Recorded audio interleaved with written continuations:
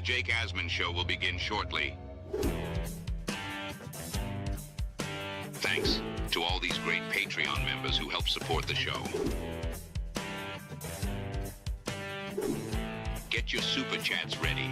Jake will be here in just a moment. If you love the New York Jets, this is the place to be.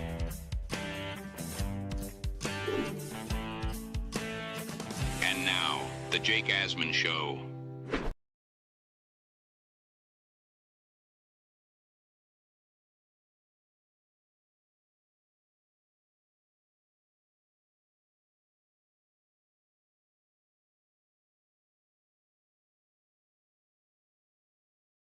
Live from Radio Row in San Francisco, California, it's Super Bowl week, baby! Patriots and Seahawks rematch! Some of the biggest names in sports and entertainment will be right here. Put your seatbelts on and get ready, Asmaniacs! It's the Jake Asman Show.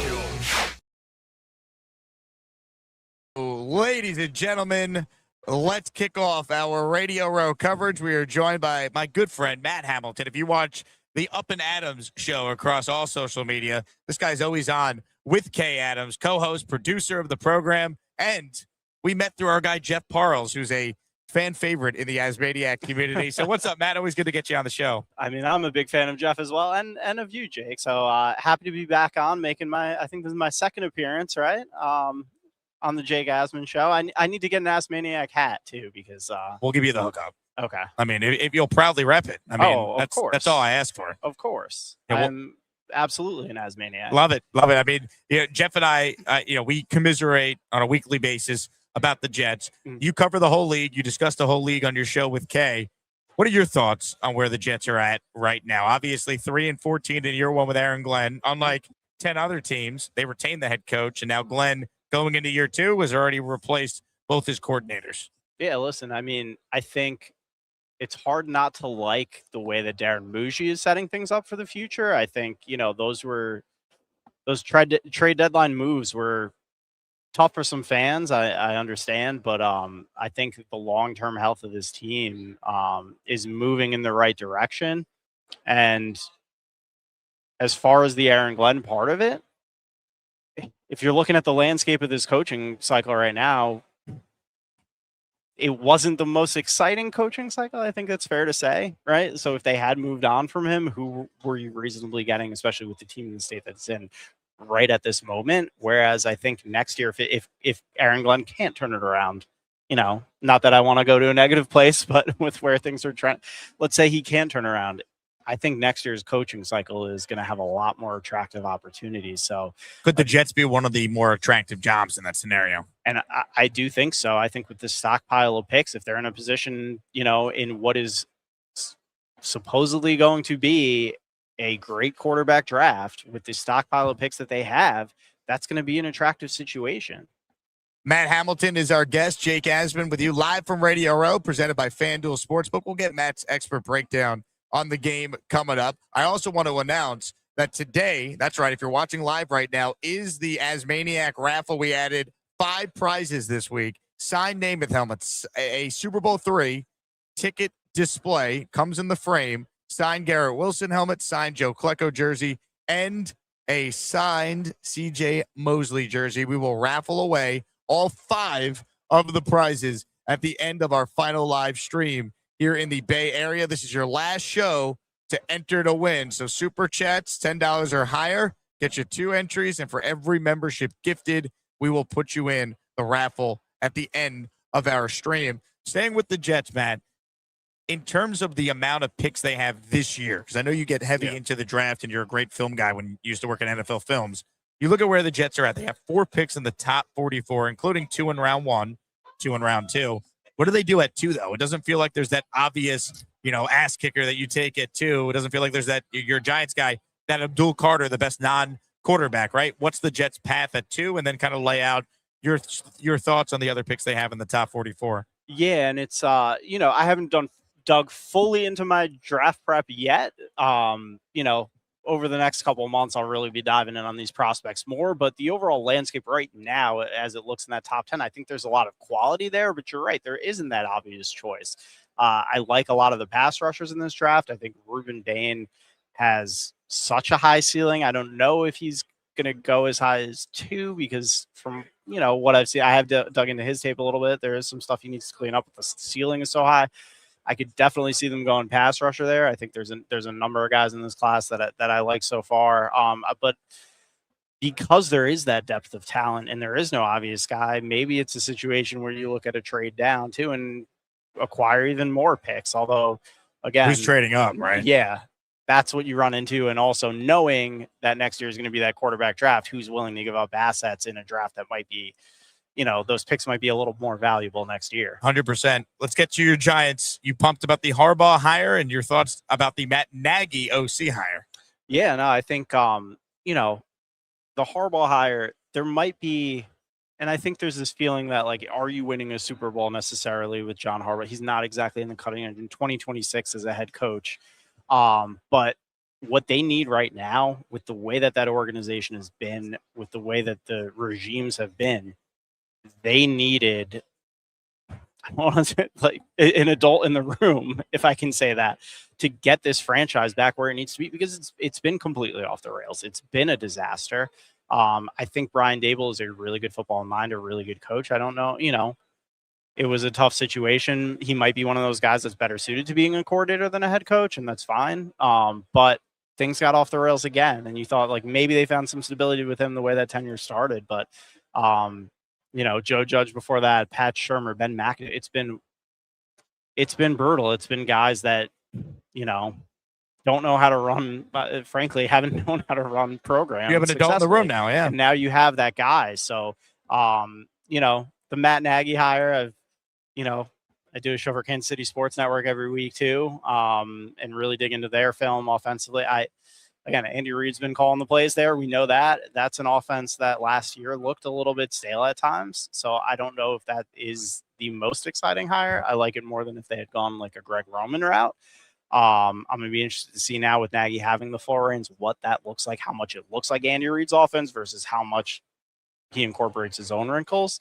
But overall, I mean, you got a couple of guys in place now, again, that know how to run football teams. And I think the most important thing for that team right now is to establish a culture, establish an identity as an organization, and frankly, get to a point where you're not a joke. And I think I'm a big fan of Jackson Dart and where he's headed.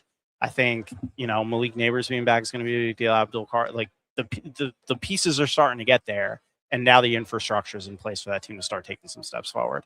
You work with Kay Adams. I don't know if my audience is aware, but when you were at NFL Network, Good Morning Football, when Kay left, she wanted to bring you with her to her next venture. So describe the relationship with Kay. What's it been like watching her career kind of just take off into superstardom status? You guys have one of the biggest sets at the Radio Row here, the FanDuel set, which I love as someone who works with FanDuel every day on this show. Yeah. Just your thoughts on kind of the rise of what you and Kay have been doing since you guys left Good Morning Football and have created your own path doing a digital show every day.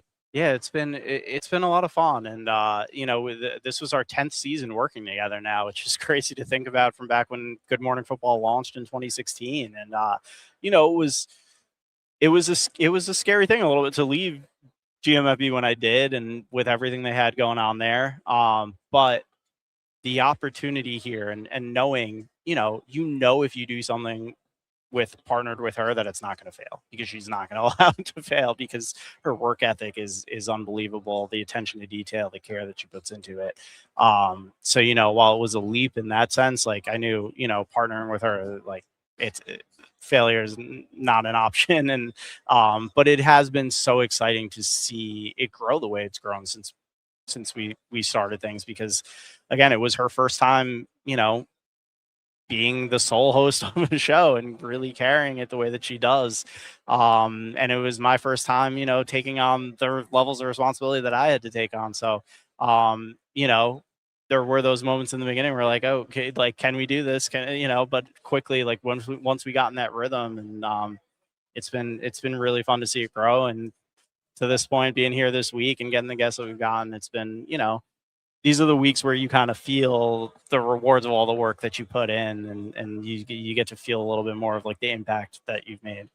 Your thoughts on the game Sunday now, Matt? Give us a pick. Let's look at the latest line, sponsored by, of course, our friends over at FanDuel Sportsbook. I'm seeing a combination of 4.5 and even 5 throughout the week. I'm going to get the up-to-date latest line. It's 11:43 a.m. Pacific time, and the line is at 4.5, favoring the Seattle Seahawks with the over/under set at 45.5. Handicap the game for us, Matt. Your thoughts? Yeah, I mean, I do think this is going to be a close game. I am assuming the Nicky Manwari injury is something that I'm watching very closely, because it isn't just that he is an excellent player. It's their defense operates the way it does because of him. He is integral to the fabric of that defense. They stay in nickel because they have him, and he can play linebacker. So it doesn't matter what personnel you throw out there.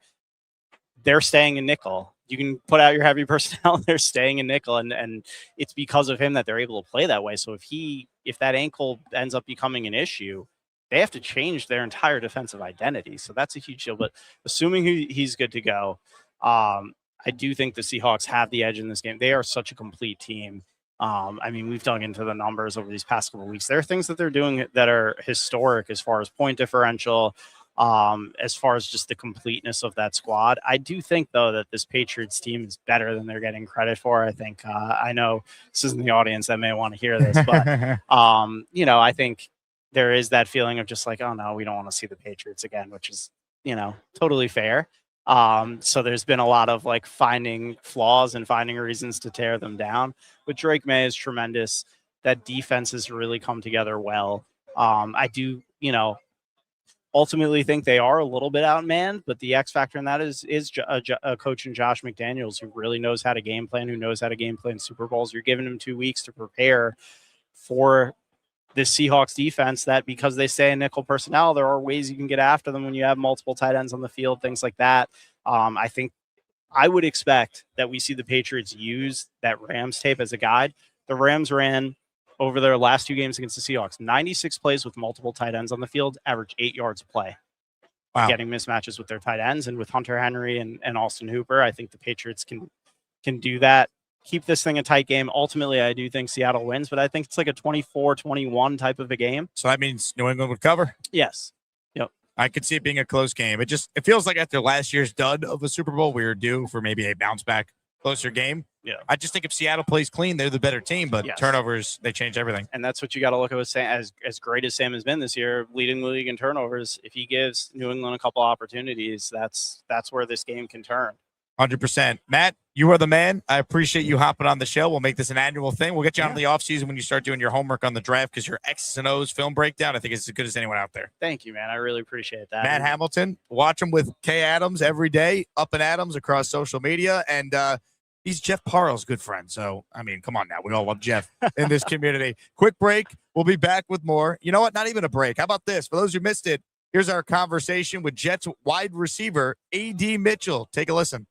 From Radio Row, Jake Asman with you, and joining us right now is one of the bright spots on the New York Jets. That is wide receiver A.D. Mitchell. A.D., welcome to the show. Appreciate you having me, man. How you doing? I mean, I'm great now that I'm talking with you. Yes, I mean, sir. again, I mean it when I say bright spots, because when you were acquired at the trade deadline, chaos amongst the fan base, Sauce Gardner's getting traded, Quentin Williams, what is happening? And you were a part of the Sauce trade, and you came in right away.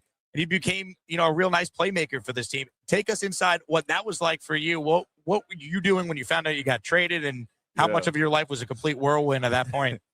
Well, I was actually in the quarterback room watching film, preparing to play the Falcons that week in Germany, I believe. I'm watching film with 2 of the quarterbacks in there, and I get a text. GM wants to meet with you. Go walk down, and I have our meeting. And so, it wasn't a situation where, I'm laying in bed scrolling online and, I'm like, hold on, I got traded. You know what I'm saying? It was more so, I was able to have that face-to-face sit-down conversation, and, it's no hard feelings there, but just, in my second year, it was definitely, something that was just different, man. I woke up that morning in the coat, and by 12 p.m. I was a Jet. So that and a lot comes with that, whether it's housing situation, where to live at, what clothes you're gonna wear, where you're gonna get your food from. Two different places have two different styles of food. And obviously the big thing, two different playbooks, two different quarterbacks, two different systems. Like everything was just different, and it was And you played with three different quarterbacks when you became a Jet as well. True. So it was it was a lot going on, but of course either you're gonna rise or fall to the occasion. For you were in such a crowded wide receiver room in Indianapolis. Yeah, When you get full to the of Jets, ballers. right? A lot of really good players. Mm-hmm. You yourself one of them, but now you get the opportunity with the Jets to start Yeah. playing. What was that like? Did it feel like it was natural to start getting all those reps and being out there game in, game out? Yeah. It definitely that was the first time I played and like started back to back games. I would either play one game or just not play. So like in terms of like just building game confidence, like that's a real thing that you have to play through, learn through, and go through. And just finding your own kind of mental stability is also another huge thing. But I say the support staff and coaching staff, like they made sure whatever I needed I got, whether it was special or not special, but like added attention to learn the playbooks and things like that. They made sure I got that. What was the experience like working on learning the quarterbacks and the playbook with another guy in that room? John Metchie also was acquired in a trade at the trade deadline. Yeah, shoot, me and Metchie, that was my road dog essentially, dog. Like we was always in the building at the same time. Like we was always talking to each other about like just everything. Like kind of how the experience has been for us and whatnot. But yeah, like we pretty much did everything together in that building when we first got there, for sure. What were your conversations like with the head coach, Aaron Glenn? What's your relationship like with him? Yeah, I like AG a lot, man. I like AG. I believe in his vision. I believe in who he is. And the good thing is, I don't have to question who he is. He wakes up and he shows it every day. So yeah, man, I love AG. I believe in the vision, and I'm excited to get the role. Were you surprised that Tanner Engstrand, the offensive coordinator, wasn't being brought back? Man, look, I don't get paid to make those decisions. Of course, in our exit meeting, I was definitely looking forward to, getting back with him. But I mean, that's the name of the business. Like I was just fired essentially from one spot, and another spot wanted me more. So a lot of times that's just how it goes. Have you heard from Frank Reich yet, the new offensive coordinator? Oh yeah. I made sure I reached out to him. Following the news. Definitely make sure I reached out to him. He's a former Jet. He was teammates with AG on the 1996 New York Jets. I think I've seen that on Twitter. Crazy. Yeah. For you, I know obviously Garrett Wilson was injured by the time you got to the Jets. So you guys have never actually played in a game together lined up. But I think a lot of Jet fans, myself included, were excited about the possibility of you guys out there together. You played at Texas. Garrett is actually from Austin. So there's that connection there. Give us your thoughts on potentially lining up and playing next to G5. Man, look, man, that boy is a baller, man. You know what I'm saying? It ain't no easy way to put it. Like he a ball player. He's somebody that attracts attention, and he's somebody that you have to respect. When you going up against the Jets, you saying, how do we stop this Jets offense? He's definitely somebody that you have to make him a priority. And shoot, I love playing with people like that. You know what I mean? It'll kind of remind me of my time in Texas. When I transferred in and played along Xavier Worthy and my dog Jay Witt. Just it'll just be fun to kind of play off each other. and kind of one person don't have to be Superman. You know what I mean? It's a team thing. So I can't wait, man. I'm excited because I'm already a big fan of his game. So and I haven't been able to even practice with him for real. So it'll be fun, man. It'll be fun. Any idea who your quarterback might be next season? Hey, look, man. That's a good question. I don't really get paid to worry about that though. Like I just get paid to be the best I can be. Whoever the quarterback is, be there for him, be reliable for him, and be consistent for him. And that's all I really look forward to doing. You're there to make big explosive plays like you did in that Falcons game. Yeah. Tyrod throwing the bomb downfield. I mean, that's from a Jet fan perspective, we've been dying for another explosive wide receiver, and that's your game. You go up and make plays downfield. Yeah. For you, AD, what was the biggest adjustment going from college to the pros? What stood out right away, and what are you still working on in your game to get better going forward? I'll just say just how fast everything goes. The coaching staff when they're going through these installs, like they're not gonna dumb it down for you. We're all gonna get the same install, and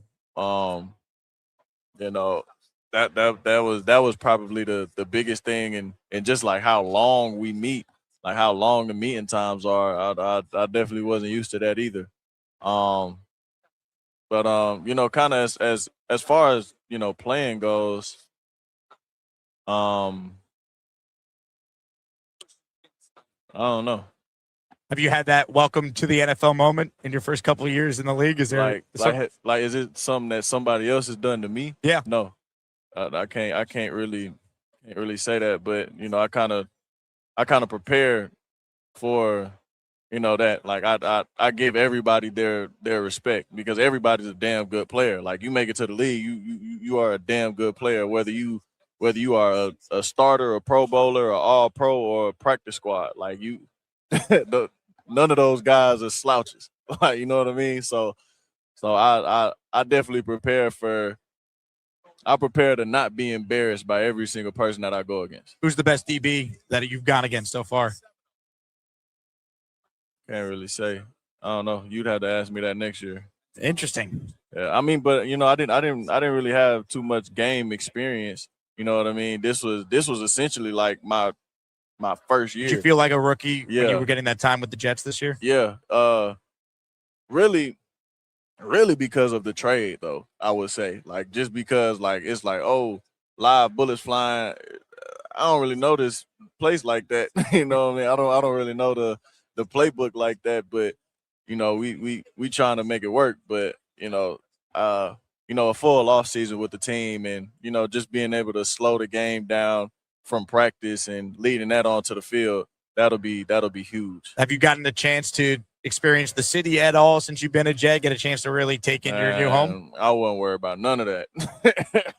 I have got the off season now. Yeah, I got plenty of time down the road. So love that. Well, what's your message as we wrap up here? And we'll get to what you're here with Dexcom. What's your message to the Jet fans? All right, 3-14 season, no playoffs in 15 years. We're dying for something. We're watching our old quarterback in the Super Bowl, our division rival as the opponent. Like the fan base is just starving for anything, and you could be a big part of hopefully getting the Jets back on track.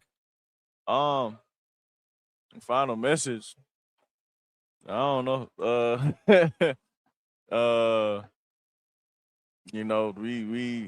We definitely want to win more than fans want us to win. So, we don't take losing lightly. So, that's all I got. Talk to us about Dexcom. Dexcom G7. That is who I'm out here with, man. I've been diagnosed with diabetes since I was 16 years old, man, and I spent my first 2-3 years being diabetic, just finger pricking, beating up my fingertips, man. Got nothing but little holes in them, and I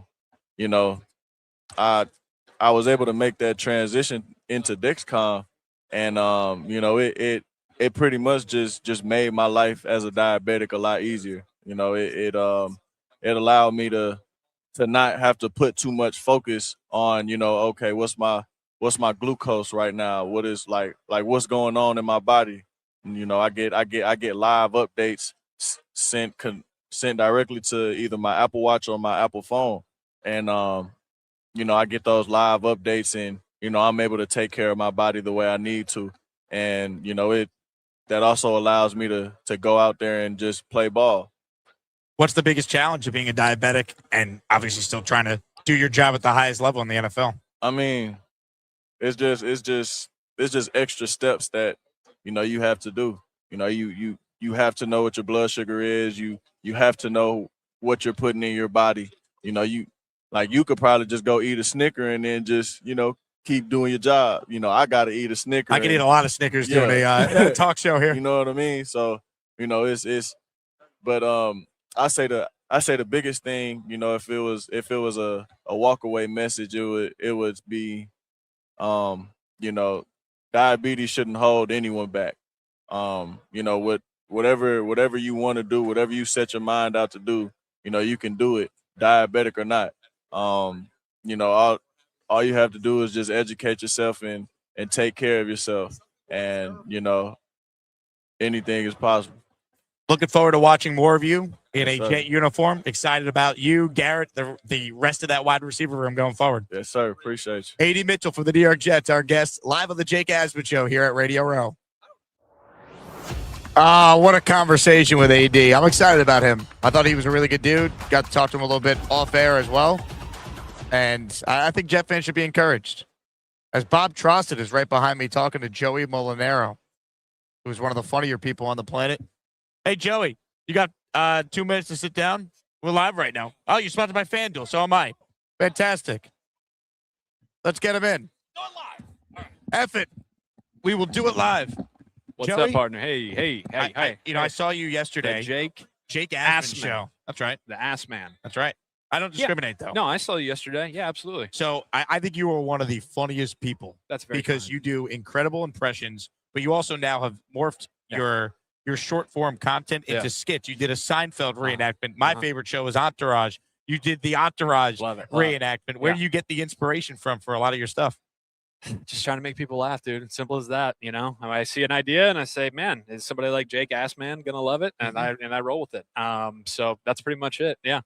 Now give us some of the impressions, right? The first thing I think of with you is your Collinsworth, I think, is as good as anyone. Can you give us a little? Collinsworth? You Give- do. give us Yeah, I'm glad you said that. 'Cause, I've been out here all week and I haven't really gotten too many people have asked me to do it. So I'm glad I could bring out Collinsworth. He's looking forward to an exciting game on Sunday night. He just want to have fun with his buddy Mike up in the studio and be watched by about 55 million people or so. Your thoughts on the Super Bowl, Chris? I mean, are we going to get an epic game? Last year, a bit of a dud. NBC's got this game. They got the Olympics. It kind of all starts with you on the call with Mike Tirico Sunday night. Well, Jake, it's contractually obligated for NBC to have really kick-ass Super Bowls, and we absolutely have had that. You look at Sam Darnold and you say, here's a guy that's had a little bit of a rebirth, career, and he reminds me of. It reminds me of Patrick Mahomes, the way that he plays. He really does. Yeah, no doubt about it. What is the impression that people ask you the most about? Just depends. Used to be it was Saban, but I just try to always trying I'm not to. going to, so quit asking. I'm not going to, so quit asking. I always am trying to reinvent, try to do new things. Mahomes is fairly popular that I'll get every now and then. Give us a little Mahomes. Cowherd. He used to be Cowherd. Yeah, I mean, I'm just super excited that I'm not in the Super Bowl this year. Can have a party and put my, catch up on my wings and have a good time with my wife and kids, and maybe have Travis and Taylor over. I'm not really sure, but it's a good needed rest for me. That's incredible. Thanks, buddy. I mean, did you ever think you'd be able to form a career basically making content and doing impressions? I first discovered you when you were with Barstool for all those years, and now here you are. You're kind of doing your own thing, right? I'm doing it, yeah, man. Yes and no. It's always what I wanted to do, but at the time when I was in high school and college and whatnot, this job didn't really exist. When I was I'm old as hell. I was in high school in 2010, 2011. And at that time, it was just sports radio, sports TV, play-by-play guys, podcasting and the internet it existed, but not the way that this is. So that's what's fun though, is it's like ever changing, ever evolving. And you know, you gotta be up on the times. You gotta be on TikTok. You gotta shake your ass sometimes and, you know, keep up with everything. So having a blast, man. I really am. I appreciate you hopping on. This was a lot of fun. Thanks, buddy. Yeah. Joey Absolutely. Molinero. Yeah, Check right him on, out. guys. Thanks, Follow him. guys. What's the biggest social media for you? What do people need to know? Yeah, just wherever you're online, man. Yeah, TikTok, Instagram, Twitter, Facebook. Yeah, it's all the same thing. My name, Joey Molinero. See you there. Love it. Love it, Jake. Joey, Thanks, buddy. check it in. Appreciate you. He's one of the funniest people, folks. So definitely subscribe to his channel if you haven't. What a promo. What a plug. Love it. Presented by FanDuel. How about that? A little FanDuel on FanDuel connection there. Good stuff from him. All right, couple things I want to address. We got the raffle at the end of the show today, so make sure you enter the Asmaniac raffle if you haven't done so already. This is your last chance to do it. I personally want to enter Noel and Royce in the raffle, which is why I gifted a membership just before. I'm going to put them in as a father-son duo. I met Noel, who is pictured on the right in the photo, and Royce, who is Noel's son, pictured on the left in the photo. I'm walking back to my hotel last night, and I spot two guys wearing Garrett Wilson jerseys. I go up to them, and I go, Jet fans, Garrett Wilson? And they were like, yeah, and I got to talk to them. And they are from Canada. I believe they said they're from Ontario. They go to the Super Bowl site every year to experience the NFL experience and all the different events and stuff that are out here. They will never go to the game unless the Jets are in the game. So obviously, we made the joke. It might not ever happen in our lifetimes, but they've been coming to every Super Bowl the last 10 years. Great guys, father-son duo. This might be the last time they do it because Noel's off to college next year, I was told. Or Royce, excuse me, is off to college next year. So I wanted to shout these guys out. We have two diehard Jet fans from Canada, of all places, in San Fran this week. And I asked, Noel, why would you become a Jet fan from Canada? And he said that his dad went to New York in 1983 and he brought back a Jet helmet that he still has to this day, like a mini Jet helmet from 1983. And to this day, that is the reason why he became a Jet fan. They watch every game. They're locked in. They're subscribers to the show. So just want to shout out Noel and Royce, who I happened to run into last night on the streets in San Fran. Pretty cool. So they're trying to get nominated for Fan of the Year. So we're going to have to rally the Asmaniac community around that a year from now to nominate Royce and Noel. Noel for his Jet fandom, because that is true passion right there. And they were positive, too. They were positive about the outlook of the team, which we love hearing, because that's not easy to do right now either. Shout out to Derek, the Jet fan. He has entered the Asmaniac raffle for one. Let's go, baby. Hit the Jet chant.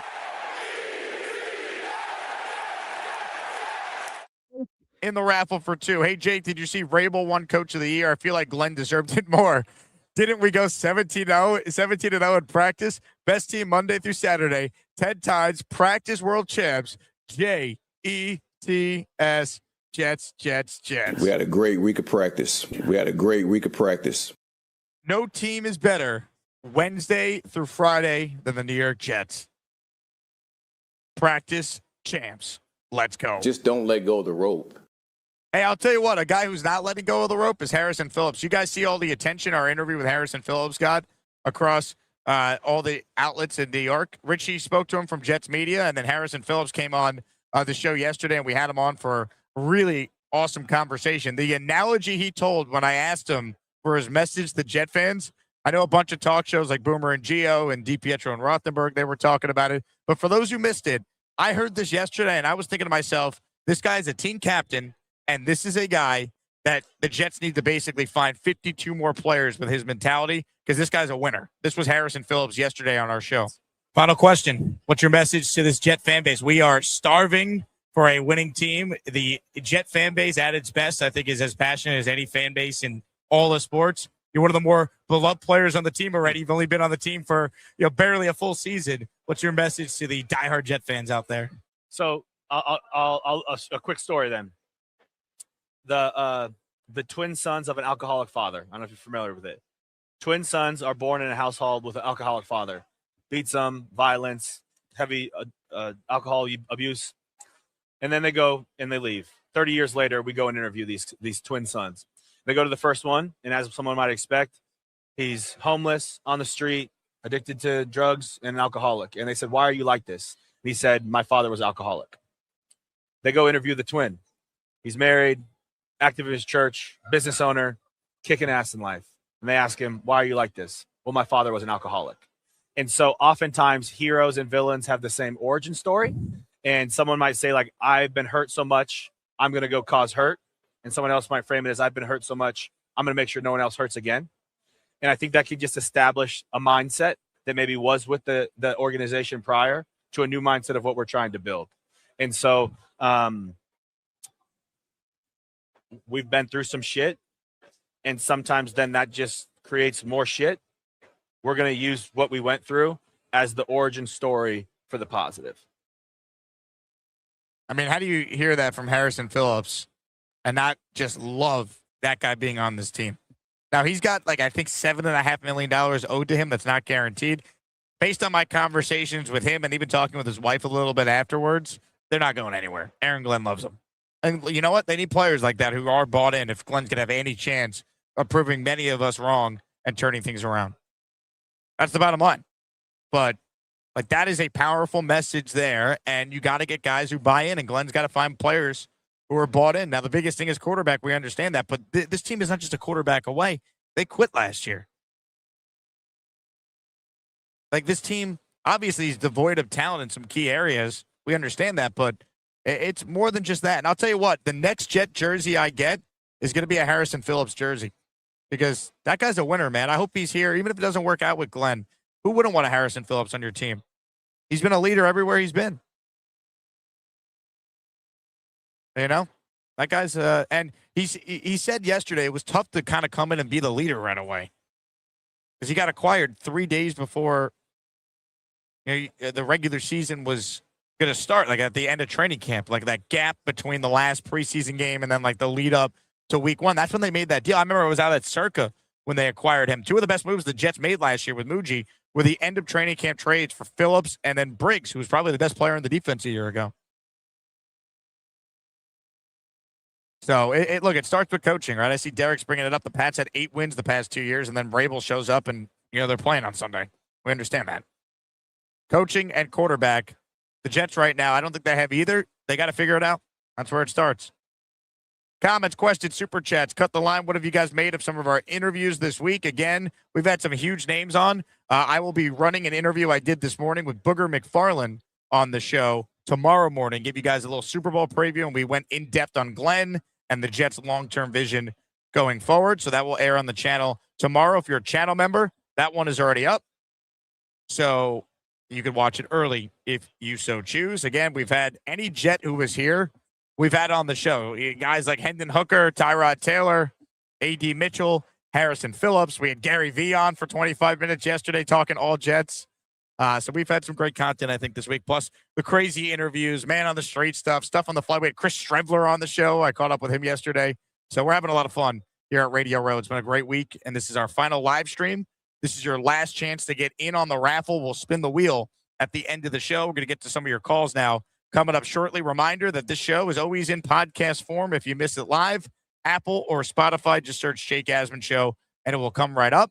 And I also want to thank our hotel sponsor this week, Hotel Emblem, for being such a great part of our Radio Row coverage.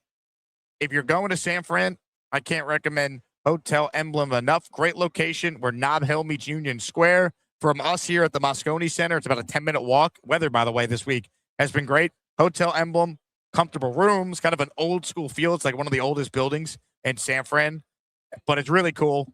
Nice, clean. They got a great bar in the lobby area that people have been congregating at night. So definitely recommend it for those of you who are making the trip to the Bay Area. Make sure you stay at Hotel Emblem. Shout out to them for being a great partner. Mike DeRamo, shout out to him for gifting a 5-spot of channel memberships. It's J-E-T-S, Jets. I love Fireman Ed, too. If you got a membership from Mike, make sure you thank him. Mike, appreciate you. We got you in our raffle for the following 5 items coming up at the end of today's stream. Joe Namath signed helmet. Super Bowl III ticket framed display. Garrett Wilson signed helmet. Joe Klecko signed jersey and a C.J. Mosley signed jersey. On that, let's get to your calls here live from San Francisco. Radio Row starting to clear out a little bit, starting to die down. Still a little busy behind me. You got some things happening over here. Justin, wave hi to the Asmaniacs. Justin doing a great job producing. Bob Trossett still taking up space at my table. not paying any rent. We don't know where he went. Oh, he's over there. There he is. Look at Bob Trosset. Guys, you guys moving and shaking over there. Who knows who he's talking to? All right. Let's get to some calls, shall we? First up today is Doc Jet Fan. What's up, Doc? Hey, Jake. Hey, listen, congratulations. You have definitely upped your game this week from Radio Row. Looks, sounds fantastic. The interviews have been great. You get what you pay for $1,100 internet, Wi-Fi. I love it. It's really been excellent. Appreciate it. Thank you. I'm glad the Wi-Fi investment has been worthwhile for this channel this week. 100%. And, I want to go back to what you were talking about. You stole a little thunder of mine about the Harrison Phillips. I thought it was understatedly a very important interview that you did. And I guess the media services agree. And here's why. I gleaned two things from that interview. The first one was you hang on to a guy like Harrison Phillips for the next 20 years, maybe 5 as a player, but the next 15 as a defensive line coach. You can't have too many smart people in your building. The guy went to Stanford. He's experienced. He's tough. He's a leader. You don't let go of those kind of guys. That's why Kraft has been successful bringing back Rabel and all the guys he's had in his building for the last 25 years. So that's one thing. The second thing, though, is I think we all ought to pay very close attention to what he said about culture.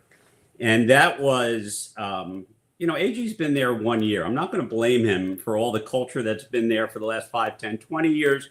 He didn't change it overnight, for sure. But I think what he's saying kind of like secretly is the Jets really need to change over their roster. And I mean from head to toe. And I mean, even if it has short-term deficit in terms of losing some talented players like Jermaine and like Will McDonald, it reminds me of, I'm not a biblical guy, but it reminds me of the story of the Bible when Moses takes the slaves out of Egypt and they wander around for 40 years, not because they don't have GPS or Waze or something, but because everybody in that crowd had slaves mentality. They couldn't go to a new country and have winners mentality. I think the same is true for the Jets. Maybe it's a stretch of an analogy, but I think you've got to gut that roster. And in the short term, it may make us weaker in terms of talent. But I think that's what he's trying to tell you. Because if a guy that gets signed 3 days before the end of preseason becomes your immediate leader, you've got a deficit of leadership, and you better do something about it.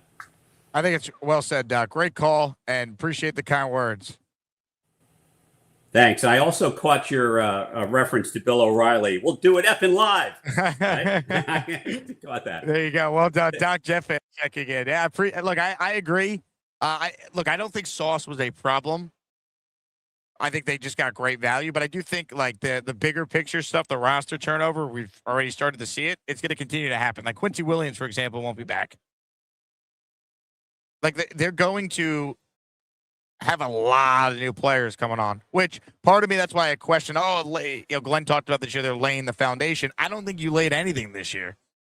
You went 3-14, no one got better, and you fired both coordinators. You're now implementing a new scheme on both sides of the ball. You have to just hope with the resources they've acquired in these trades and the cap space they now possess, the moves they make, they learn from what went wrong in year one, and they get guys that fit what they need to be successful. That's what you have to hope. But this team's got some players on it. Like you like the O-line with the 3 of the 5 guys in the 2 tackles who are studs and Joe Tippmann, who's a stud, and I think they should extend him this offseason. I think Joe Tippmann's got the same mentality Harrison Phillips has. So now they got to obviously add to it. What's their plan with AVT and what's their plan with John Simpson? Are either of those guys back? I like A.D. Mitchell. He's a friend of the show now. We love that. But I think they need another receiver next to A.D. Mitchell. We know Garrett's Garrett. He'll be back. So I think a big thing for the Jets now is going to be how do they complement the roster? And then obviously we know the quarterback thing is the biggest thing we're discussing. I will say this. In my interview with Booger McFarland, he's an LSU alum, I asked him about Nussmeier. He loved my idea of taking Nussmeier with one of the second-round picks. He thinks he could be a good player. Like, that's a worthwhile swing. He said that he was hurt this year. LSU was a mess. He's like, he could process and throw the ball. And I'm like, I think that's kind of what the Jets need. And who knows? Did anyone think Tyler Shuck was going to play well enough to be the guy in New Orleans? So we'll see. I don't think they're going to take Ty Simpson at 16, though. I don't. Mendoza's walking around here, too, by the way. We didn't get it on camera. He walked by behind us. And I yelled out, Fernando, we love you. And he stopped what he was doing, waved. He goes, thanks, man. Like, he couldn't have been, he's like the nicest guy in the world. He was doing McAfee before, too. He's here. I haven't seen any other top draft prospects, though. You know, like, I don't know if Ruben Bain or David Kelly's walking around, Jet fans. Otherwise, we'd try to get him. But we'll see. I mean, this is obviously a monster offseason for the Jets. They have to get it right. Mark with a super chat. He's in the raffle for 5. Mark, thank you very much. I appreciate this a ton. Great interviews with great guests. Let's go Jethawks. That's right. Let's go Sammy D.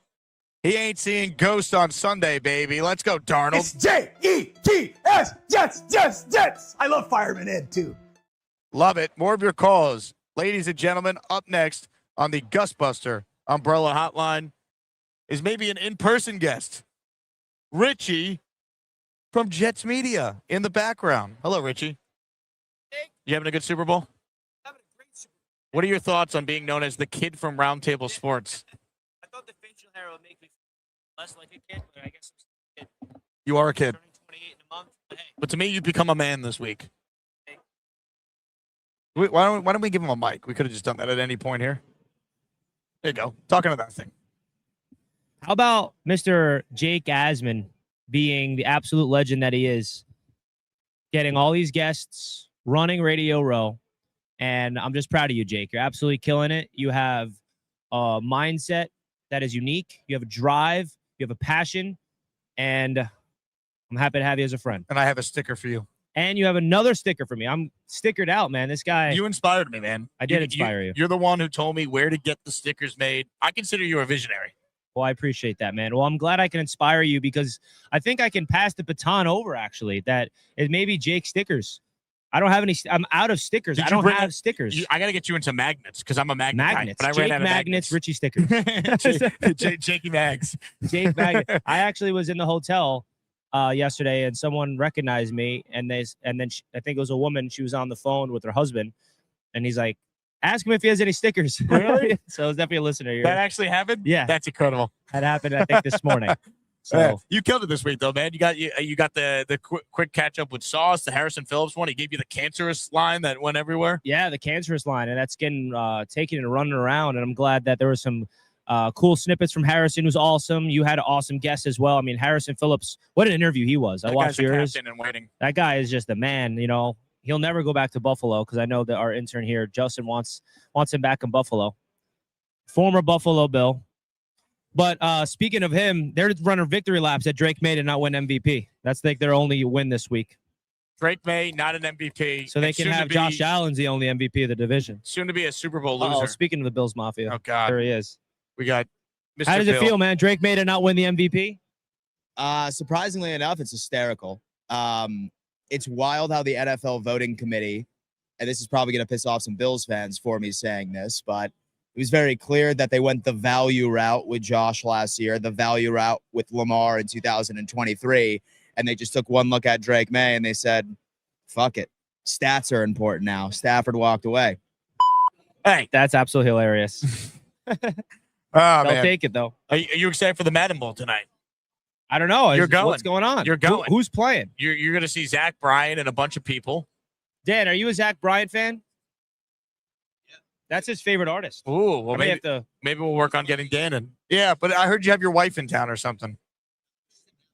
She's in Napa. You said his wife was in town. She was last night. Oh, well, I got Richie into the Madden Bowl later. I'm taking my guy Justin. He's producing, so I'm gonna try and see if I can get you in too. But if he's got to leave you, he's got to leave you. A man's got to do what he's got to do. Us Jet fans stick together. So we'll figure something out. Appreciate you, Richie. You're the man. Keep killing it all. You're week, the right? man. Shout out to the Asmaniacs for showing love to my boy Jake. He deserves all of it, man. For real. You're an absolute legend. Richie from Jets Media checking in, doing his thing. Check out all his content on the Roundtable Sports YouTube channels. Ladies and gentlemen, a couple super chats here. How about this from Doc Jet Fan? Monster super chat, a 50 spot. Hit it. Get your ass off my super chats. Some of these are gifted memberships too. Hey. The hell with it. The Doc had a great call. Great job this week. Appreciate the content. Put this towards the Wi-Fi.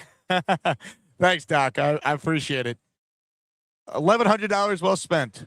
One of the bigger business expenses for the show this year. Let's see. And by the way, I think the NFL got it right with Stafford being the MVP over May. I do. The Patriots had a historically easy schedule. Look at the top 10 of the draft order. That's who they played. They played the Jets twice. I think Stafford was more valuable. Now, the guy that voted for Justin Herbert, Sam Monson, he's getting a lot of crap. Wild that happened. Wild. All right. Ladies and gentlemen, what we need right now is to take a call from a man who is on location. Ladies and gentlemen, it is time. I got gas right now.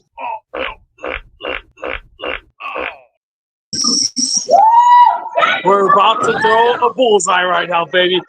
Now, everybody quiet.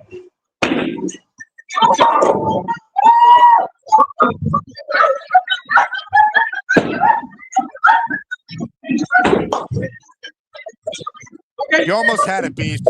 That shirt really fits you.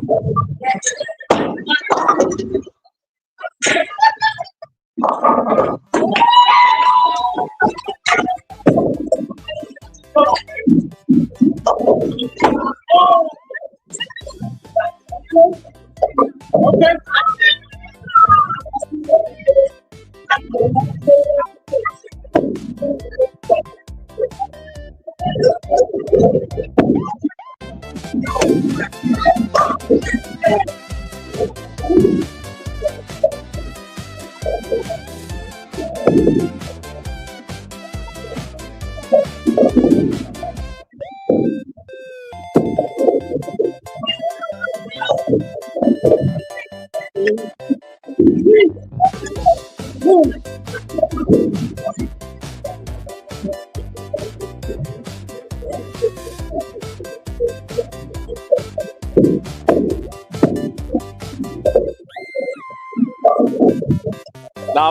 What's up, Beast Breaker? How you doing?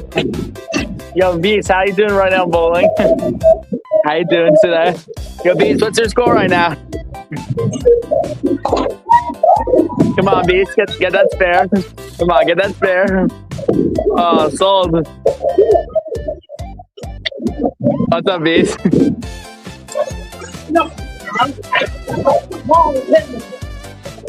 Get this spare. Let's talk about some sports takes. So, I want the Seahawks to win. You know, we don't want the shit trades to win, honestly, Beast. We don't want the Patriots to win. A good move by them to for Stafford. You know, Drake May had the easy schedule in the league.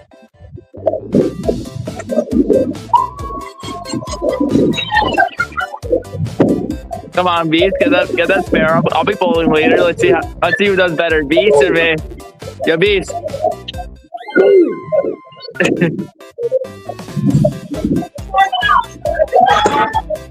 Got some more guests on the show.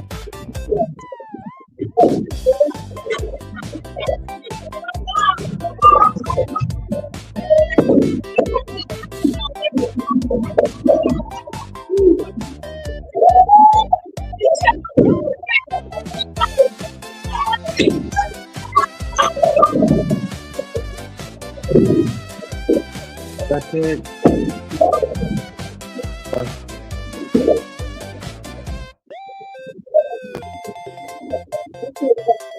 Okay, go.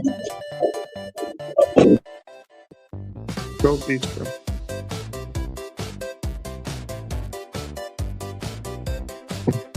Go, please, go.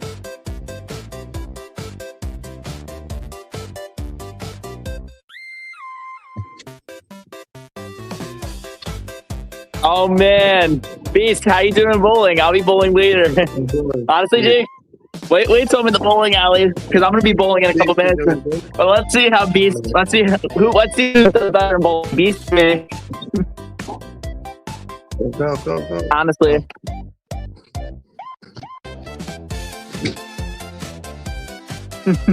Lane, what's your Super Bowl picks?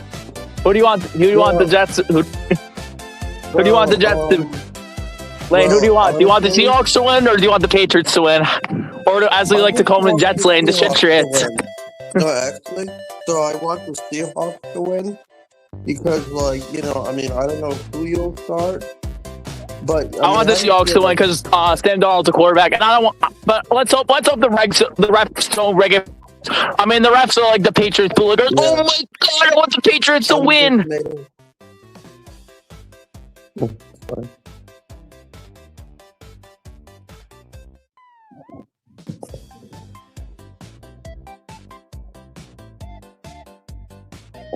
Kobe.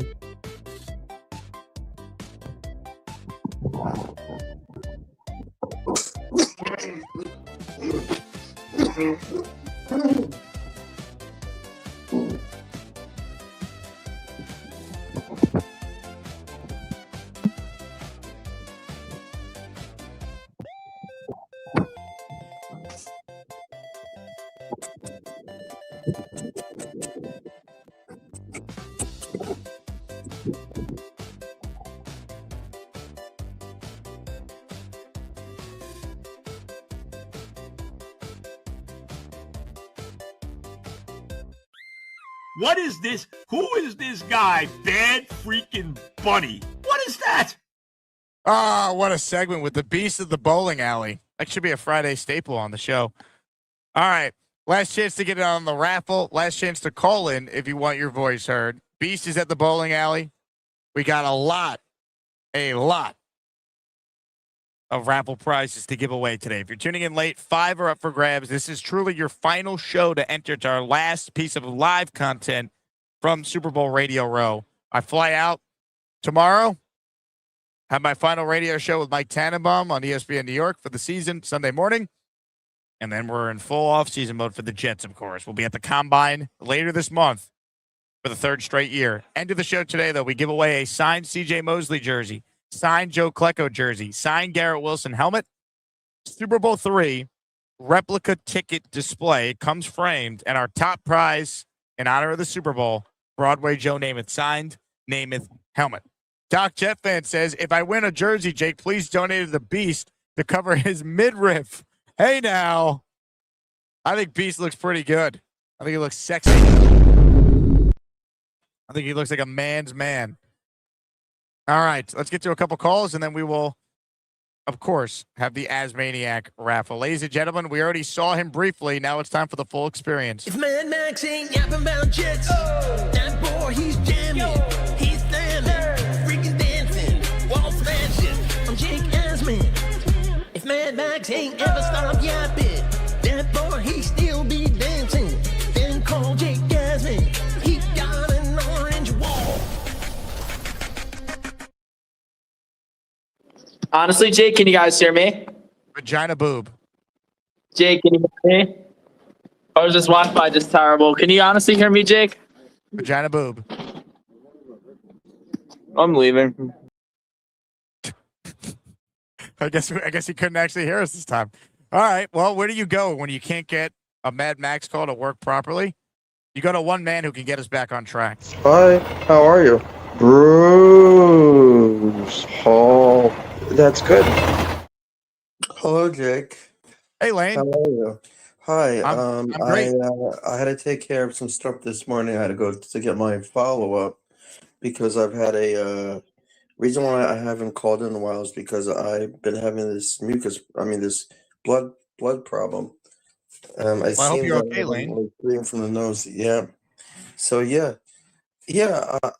okay. Anyways, so I saw on the Addison saw that Bobby's still in the hospital. I hope he gets better. Yes, I have not had a chance to discuss this because I just found out Bobby Midnight currently getting his toe looked at in the hospital. So sending Bob in Vermont our best wishes on a speedy recovery. So anyway, so who do you think is gonna win the Super Bowl starting on Sunday? I like Seattle. I think they're the better team. I do think it's going to be close, though. I'm going to pick. I think I had to text ESPN New York my official pick for the graphic they're making. I think I said, let me be consistent here. I texted my official prediction, 24-20 Seahawks. Yeah, because honestly, I just want the honestly, I just want the Patriots to pull it out. Like the way they're playing.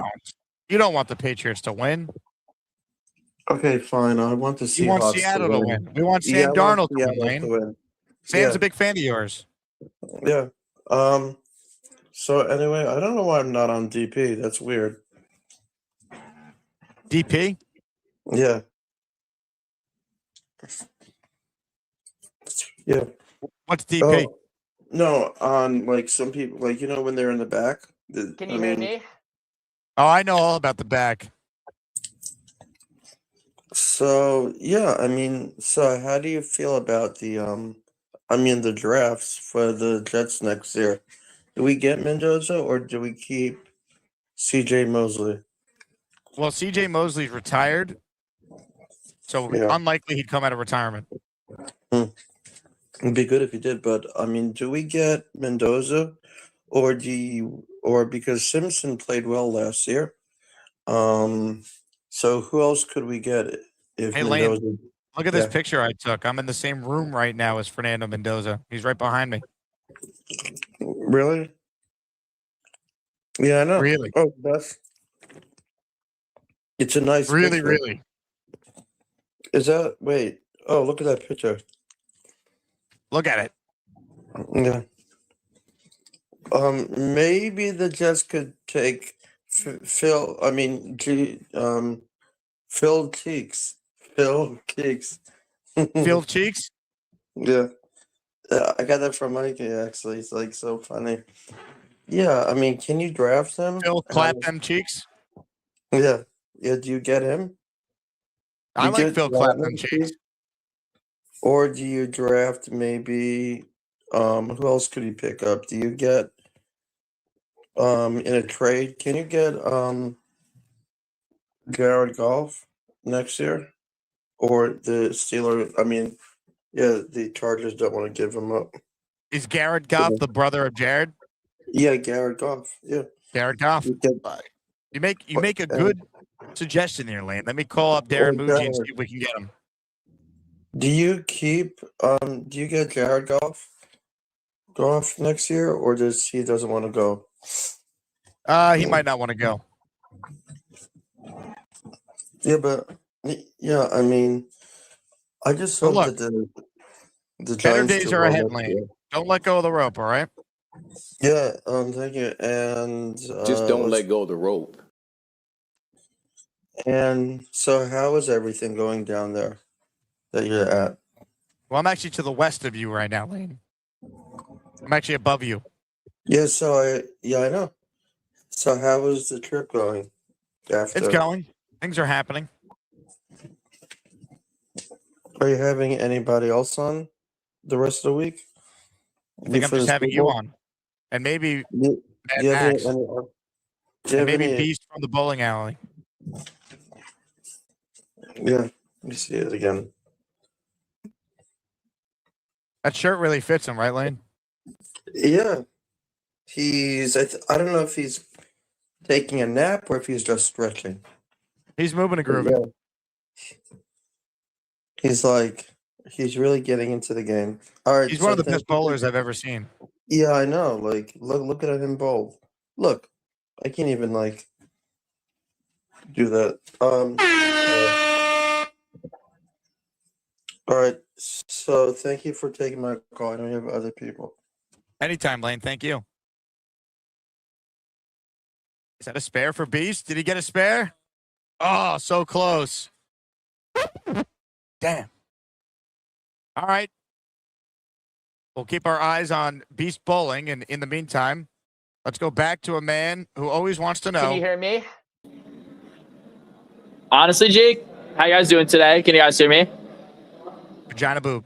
Let's talk about the some sports takes. So the Knicks had a nice 2-game winning streak, and then for the Jets, I think we got to. I was alive yesterday, the Max Maniac Jet Show. So for any Maniac who hasn't subscribed to my show, subscribe to my YouTube channel, the Max Maniac Jet Show. Currently, we have 106 subscribers, but I would like to get 500 subscribers by the end of the month. So there are really two versions of Frank Reich. So from 2017, 2020 is the version that the Jets really hope that we get. He was very innovative. He used RPOs, he used the play action a lot, but really from 2022, 2023, he was a lot more rigid.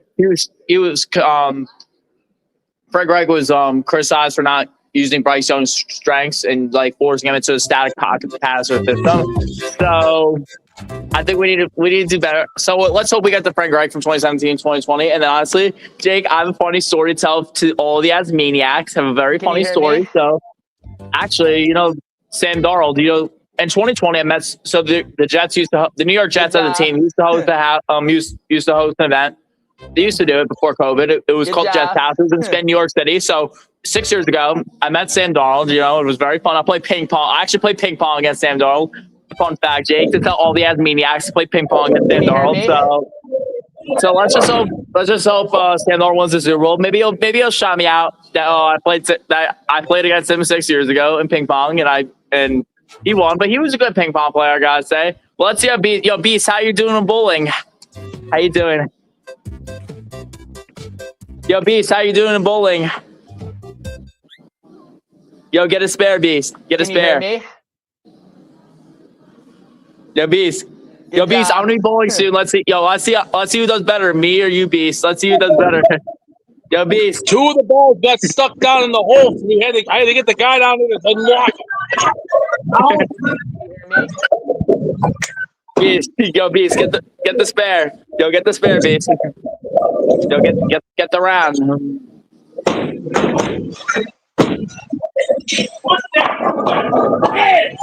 Good job. Let's see. Yo, Beast. Yo, Jake, should I call him from the bowling alley? Nice. Yo, Jake, should I call him from the bowling alley? Honestly, go Jets.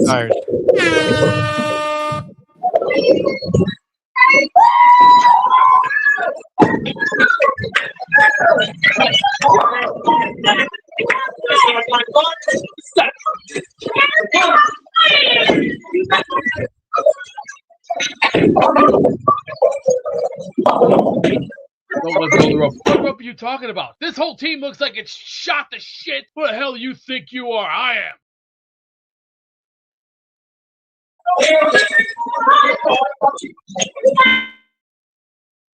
Ladies and gentlemen, Beast live from the bowling alley. We'll stay with him for this one final shot.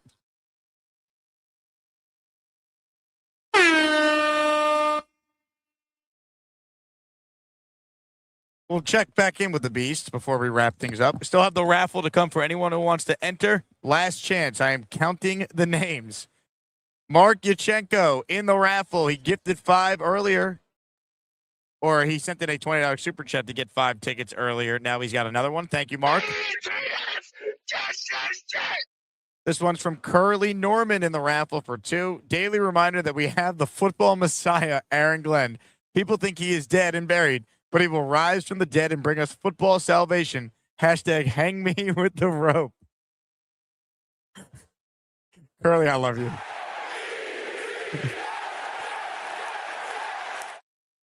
That's right. We have Aaron Glenn. We don't need a new coach. We got Glenn, baby. Let's go. Love it. All right. I'll tell you who we got next. We got one of the OGs of this program. Ladies and gentlemen, right now we say hello to PB. Purple belt Mike, he loves the dark night. He's got a green pool and he jumps right in. Maybe someday he'll get a brown belt, but for now he's just that purple belt Mike. Purple belt Mike, it might be purple, but he can still kick your dirty ass. Yeah, I had a hell of a week, so I kind of missed a lot of the shows. But I wanted to ask you, who was your favorite person that you interviewed, but that you haven't interviewed before, so someone new? Ooh, I think Harrison Phillips was great. I really do. He was awesome. Oh, you had him on here too? Yeah, man. I had him. I gotta check that one out because I saw that Richie had him, but yeah, Richie did like one of those like walk and talk type of things. We had him sitting to my my left right here. He sat in this seat right there. His butt cheeks were in that seat. hell yeah. Yeah, I gotta check that one out. That's cool. Any other Jets? Yeah, we've had 4 current Jets on this week. Hendon Hooker, Tyrod Taylor, Harrison Phillips, and A.D. Mitchell. We had the 4 guys who were here. I don't think any other Jet was in town. That's awesome. That's awesome. All right, man. Just wanted to give a shout. Thanks for doing your thing. This is awesome. I can't wait to actually get some time this weekend and watch some of the coverage. But we have to say, let's go Seahawks, baby. Let's go Seahawks. Oh, quick question. I have a rookie Darnold autograph card. Now, I know that's worth about $1,000 right now. If he wins, it might be like $1,500. Do I sell it right after they win, or do I hold on to it? Ooh. How much did you pay for it? Not even $100. I think you sell I it got and it. maximize.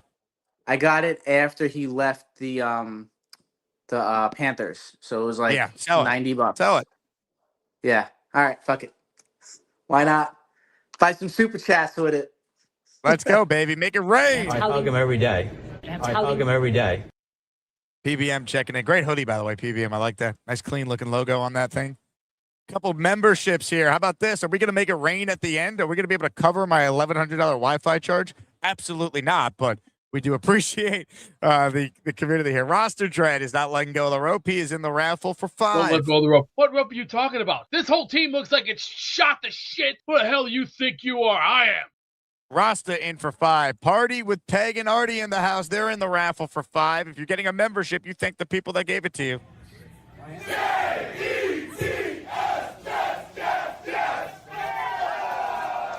Hell yeah.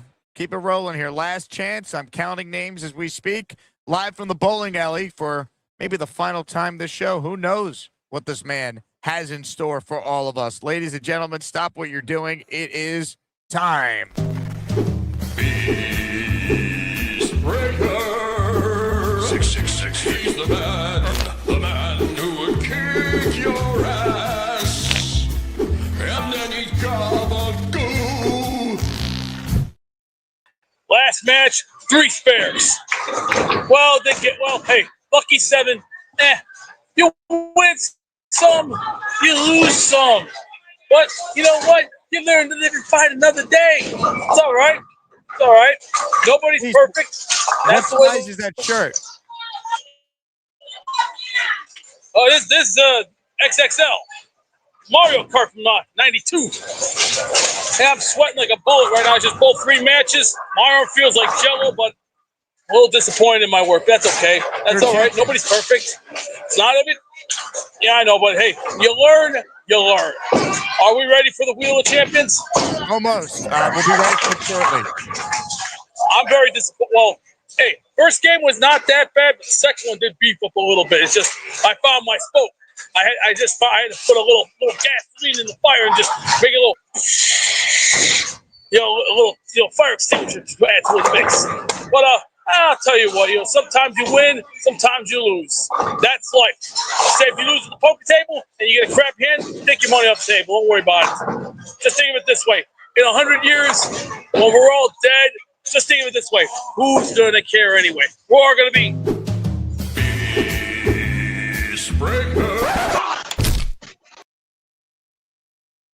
Beast, you are one of one, my friend. You are one of one. It's funny, as you know, my producer extraordinaire Justin over here is like listening in on the show. He's experiencing it for the first time. Grab the mic there, Justin. I don't think you had any idea what this show was. You just thought you were producing a Jet podcast for the week out here and helping with some radio show stuff. You had no idea you were about to get a full-on Asmaniac experience. I definitely was not expecting that, but it's I can definitely see why you're the biggest Jets podcast after this week for sure. I can definitely see why everyone loves you, and I can definitely see why you're great at what you do. What a man. Ladies and gentlemen, give some love to Justin in the chat. He might root for the Buffalo Bills, who have never won a Super Bowl. Hopefully they never do, but he's a good guy. He's done a great job this week helping out. All right. PBM is called back in to show off that Sam Darnold rookie card. Let's see it. So say rookie at the top, Panini autograph, Sam Darnold. Let's manifest and win. Beat these Patriots, please. Amen. Come on. Amen. I say you sell it, though. If you bought it for $100 and it's worth $1,000 now, it could be worth more than that after the Super Bowl. I think you do I bought it for $92. Sell it. Make a profit. Yeah, might as well. Sam, do us a favor and win. Let me get some more money out of here. All right, buddy? Love it. PBM, let's go Sammy Darnold. Let's go, Sam. Let's go, Sam. You ain't seeing Ghost Sunday. PBM became a channel member. His membership expired. He said, I'll just rejoin. Boom. Thank you very much, Purple Belt Mike. He's in our raffle coming up. Aria in the raffle for 2 with a $10 super chat here. The super chat states, if Sean Marash's report is true about how Muji If Sean Marash's report is true about Muji, how's Woody allowing him to still be there? Because I don't think Darren Muji's going around telling people don't come to the Jets or I regret leaving or whatever the actual wording was. He might be telling people, yeah, Woody's tough to work for, but that doesn't mean that he's telling people not to come. Like, I would say all these owners are tough to work for. They're billionaires. They have everything handed to them. It's also one of 32, and he's paid incredibly well. I don't think that this is, oh, I need to leave because it's so tough. Like, he'd never be a GM again. You don't know. So he would resign from being the Jets GM because Woody is so tough to work for after they made all the moves to have all these picks. So Darren Muji could put his imprint now on the roster over the next 2 drafts with the 5-1s over the next 2 years. That's why they made the trades. That's why they punted on the now for the future. Doc Jet fan, Justin definitely has a sneaky Hembo potential. Strong praise. That's Greeny's producer on Get Up and with him for years on radio. Welcome to Something became a member. Hell yeah, welcome to Something. Welcome to Something in for one. Doc Jet fan, we just read that one. Awesome. All right, I am counting the names here. Things are happening.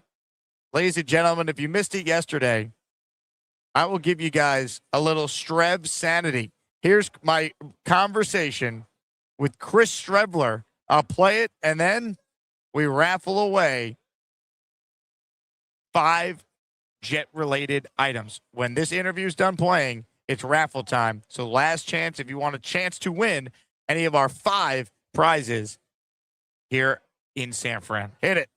Hello, here on the Jake Asman Show, and I just bumped into former Jets quarterback Chris Strebler, who is one of the most electric preseason players we have ever seen. Any Jet fan who's tuned in, and you know Jet fans, Chris, are diehards, tuned into the preseason. We were watching you light it up.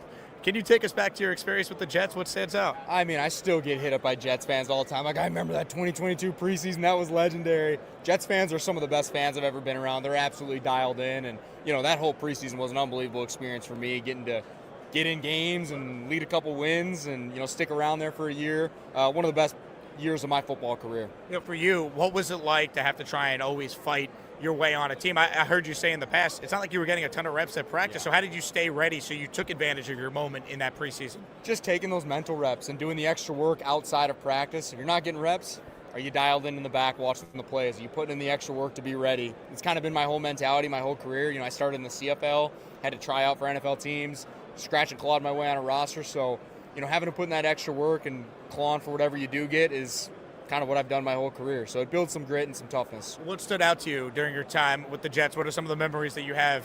Man, I just built so many good friendships and connections with dudes on that team. I mean, even guys walking around, like I just saw Sauce and, you know, we're dapping up, and all the quarterbacks. I was texting with Flacco the other day. I mean, just so many guys that I still keep in touch with. Went to Ruckert's wedding a couple years ago. That's one thing that stands out to me about that team is how good of a locker room we had. We had so many good guys. Ultimately, you know, we didn't end up making the playoffs or going as far as I think we could have. But in terms of the team camaraderie, that's one of the best buildings I've ever been in. So I was at the game the night that you came in off the bench against the Jaguars on Thursday Night Football. Let me tell you, there was no one louder in the stands than me when you completed that pass to CJ Uzomah. Take us through that night having to come in for Zach and what that was like. Well, I could tell you the whole story of it. It's pretty interesting. Like, I didn't even know I was going to be dressing until noon that day of the game when we were walking through for our pregame walkthrough. And LaFleur came up to me and was like, "Hey, you ready to go?" And I was just like, "Yeah." And he's like, "No, are you ready to go? Like, you're going to play." And I had been a scout team safety for most of the year because I'm the 4th-string quarterback. Like, I'm not really getting reps. So they said, "You're going to play." So I basically stuck around for like an hour after walkthrough, got a bunch of extra throws, did some extra stuff to be ready. I was just so juiced for that opportunity. After getting cut so many times, wasn't sure if I'd ever get it. So to get to suit up and then ultimately go in the game, obviously I wish I would have put a little more juice on that pass. But just an unbelievable experience to get to go in there and just lay it out there, try to move the ball, and we did. We ultimately came up short, but we built some momentum. You know, for you, I mean, I have to imagine when you think back to your career, all the grind, all the hours you put in, bouncing around, like just the fact that you could say you made it, you were in the NFL, how rewarding is that? It's rewarding. I mean, you're always pushing for what's next, right? You always want more, and you're always trying to get better, but, you know, to start in the CFL, coming from South Dakota, and then come down to the NFL and stick around for 4 years, I mean, I'm very proud of that time because nothing was handed to me and I had to earn it every year. And that's built such a mindset of, you know, how to embrace adversity, how to overcome adversity, and all these things that I like to share with young athletes and business people. You have a media career now. I mean, it sounds like you're going to be very successful in that. Tell us about what you're doing. Well, I hope so. I mean, it's been fun. I'm here with Thursday Sports, as you can see. One of my buddies and former teammates, Justin Pugh, started this media company, and they started off doing YouTube videos, going to Thursday night football games, and now they've kind of branched out to help current and former athletes. Including the L5 tailgate, Jet fans, at MetLife. Which I want to get to that tailgate. We'll make sure you get there. We got to make that happen. And I'd love to see some Jets fans, too. But, yeah, man, so doing some football content, doing some breakdowns, and, just here trying to network, meet as many people as I can, and there's a lot of people to meet. Well, I'll tell you what, we enjoyed watching you with the Jets. Continued success in your media career, and we will always have that 2022 preseason. We'll always have it, baby. Let's go. I appreciate you, man. Former Jets quarterback Chris Strebler with us live from Radio Row here in San Fran. What a guy. Love Strev. Man. The Strebler era. I was at the game, man. That was the infamous "he stinks" Zach Wilson performance. We thought that night that'd be the last we ever saw Zach, but Joe Douglas said, nah, we don't need a backup to Aaron Rodgers. Let Zach do it. It's fine. We know how that went. All right. Counting up raffle names here. We'll bring on our raffle or master of ceremony for the raffle shortly. Peg and Artie with another super chat. We need a winning season. Need to keep taking a lot of Henny with Jake after wins. Remember those days? Remember those days, Artie? Oh, the glory days, if you will. The glory days. Hopefully soon. Hopefully better days are ahead. Wouldn't that be nice? We're dying for it. Aria in our raffle for 2. Thank you, Aria. If you ever wanted to know what Diego Pavia will look like in the NFL, see Jake with Chris Strebler. I don't know, man. I mean, Pavia, he dominated the SEC for what it's worth, but seeing him in person, 5'9" and 3/4, kind of crazy. He's an inch and 3/4 taller than me.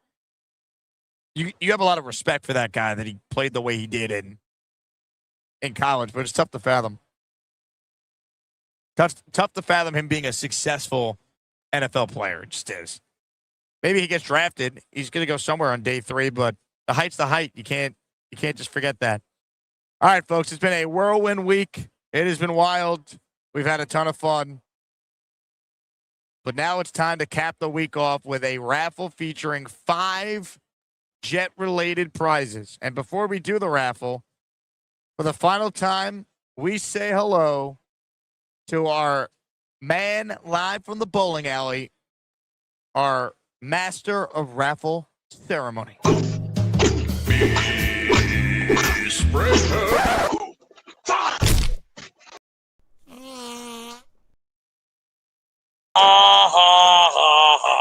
Oh, Mr. Jake, I sent you an email this morning. I'll be sure to look for it, Mr. B.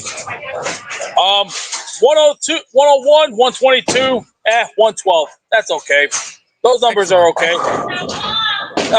They didn't have this. They didn't have the stripe. It's all right. Next time. Why cry over spilt milk? Just think about it this way. I'll be okay. But are we ready for the wheel? Now I'm gonna get into my Howard Finkel mode. And now, ladies and gentlemen, the time has come for the 2026 Wheel of Champions. It's time to announce the winners of the weekly Asmaniac raffle. Let's spin the Jake Asman Show Wheel of Champions and find out which Asmaniac is winning an epic prize. The prize is epic. And we got 5 of them this week. Prize number 1 is a signed CJ Mosley jersey. Let's find out who's going to win. Again, this is everyone who's entered over the last week since we last did a weekly raffle. We moved it to Friday in honor of the Super Bowl. So, ladies and gentlemen, let's waste no further time and spin the wheel. If you win, you have to email me, asmanjake@gmail.com. That's Asman, my last name, Jake, gmail.com, your name and address so we know where to send your prize to. The winner of the signed Mosley jersey is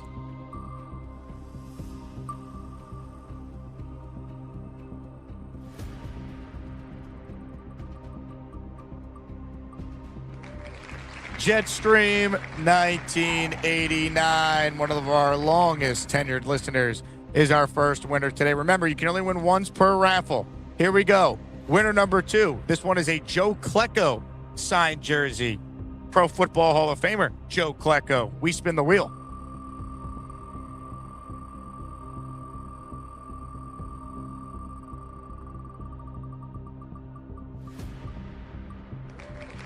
Eli Betts. Let's go, Eli. Congratulations. Another long-time listener and great supporter of the show. We got 3 prizes left. Ladies and gentlemen, here's where it gets wild. Signed Garrett Wilson helmet. Up for grabs. The winner is...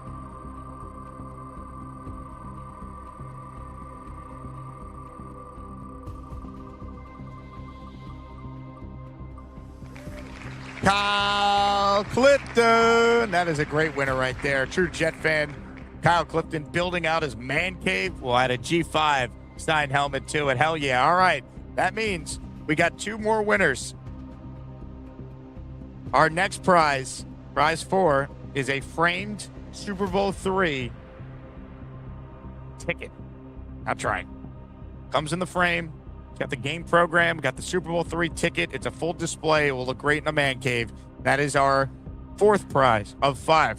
Ladies and gentlemen, the winner of that is...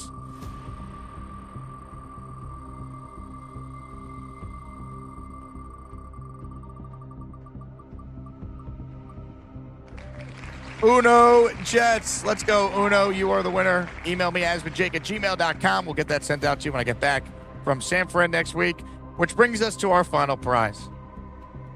Look, it's the Super Bowl on Sunday.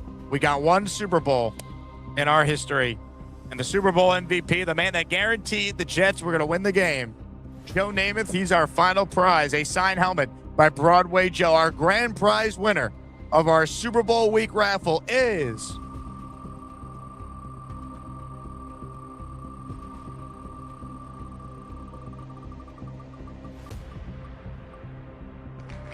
Oregon Jets. Hell yeah.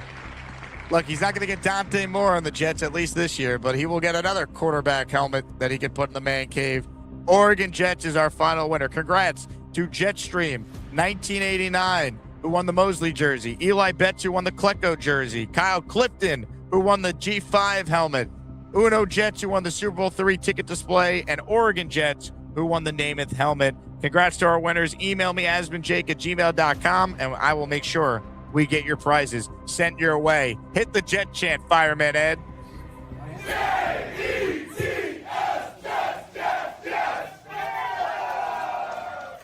Speaking of Fireman Ed, I want to shout out the Sports Culture.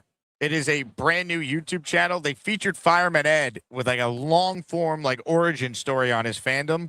It's incredible. Check it out. At Sports Culture HQ on YouTube.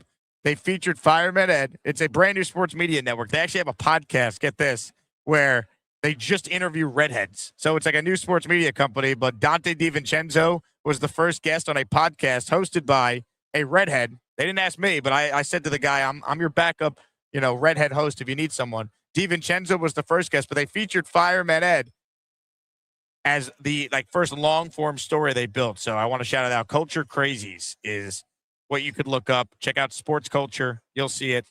It's really cool. So check that out if you haven't done so already. The YouTube channel at Sports Culture HQ. All right. That's going to do it from Radio Row, man. Everyone take one last look. It's all winding down. Andre Ward is right there. I actually spoke with him earlier. We'll put him on. We'll put that up on the channel later. Is that Brian Baldinger? Baldy! A Baldy breakdown. Is there anything better? No, there's nothing. You're the man. Oh, Baldy says he'll be back. Maybe I'll tape one for the weekend for the channel. All right. You guys are the best. Fun week. Justin, wave goodbye to the Asmaniacs. Yes. Bobby, thanks for renting space without paying all week. Love it. All right. That does it. Again, I want to thank you guys for watching all week. Check out any of our interviews. If you're a channel member, you'll see it before anyone. There's stuff up there that has not been posted yet. We'll have some content later this afternoon. Into the weekend, I'm on the radio on Super Bowl Sunday from 8 to noon. So I'm certainly looking forward to that. Again, thank you guys for tuning in all week. We couldn't do it without the support of the Asmaniac community. We did Senior Bowl last week. We're doing Super Bowl this week. NFL Combine in Indianapolis at the end of the month. It's not possible without the support from the best listeners in the known universe, the Asmaniacs. So you guys are the absolute best. Enjoy the game Sunday. Obviously, let's go Seahawks. We will talk to you guys soon. Jets, Jets, Jets, Jets. And look, is there a better way to end a show like this than to take us down memory lane? Is there? I don't think so. One final time, we end the show with this.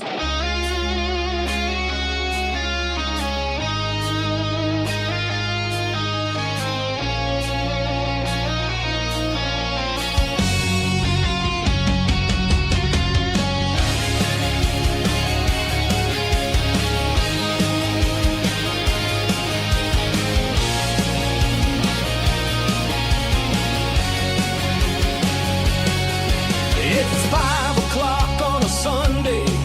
Jake Asman's postgame is on. What a shock, the New York Jets just lost. Jake shouting the season is done. The lane train pulls into question. He asks how we feel about the Jets. All the chat, all replies with a chorus of sighs. It's a game that we'll never forget. Here's to you, the Asmaniacs, doing a Jets chant tonight. Shout it loud, wild and proud, because losing just doesn't feel right.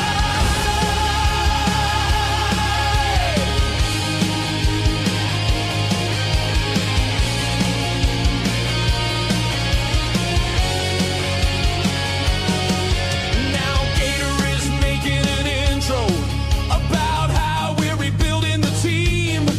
Ricky New York smoking, and he's debating all the mistakes and the penalties. Gary is here preaching about stupid stuff like gender roles. Mimosas had enough, drops a 50 spot.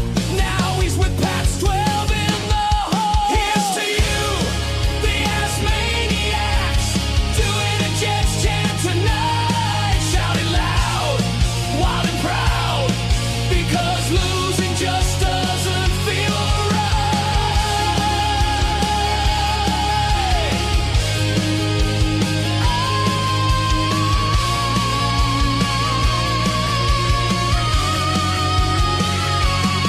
Kyle Clifton is calling in with decent points to be made. The chat will shout, is he inside or out? Boomtown recording what they say. King Lowski is on the line. Bad internet whilst on a drive. A jet chat he yells, good logic he tells. Asmaniacs, we're here until we die. Here's to you, the Asmaniacs, doing a Jets chant tonight. Shout it loud, wild and proud, because losing just doesn't feel right.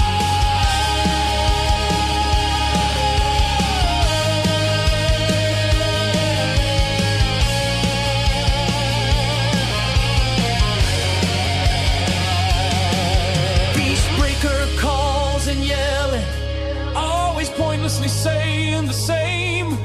Makes everyone bored, the whole chat's unsure if he even watched the game. The show is a home for Asmaniacs.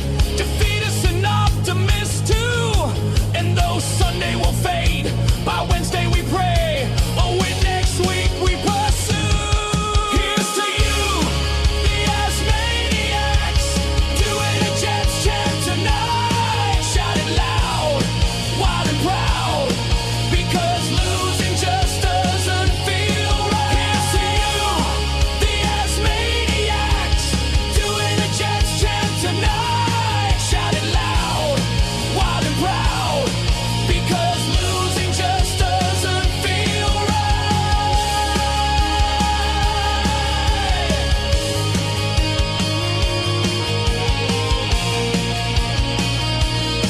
Because losing just doesn't feel right.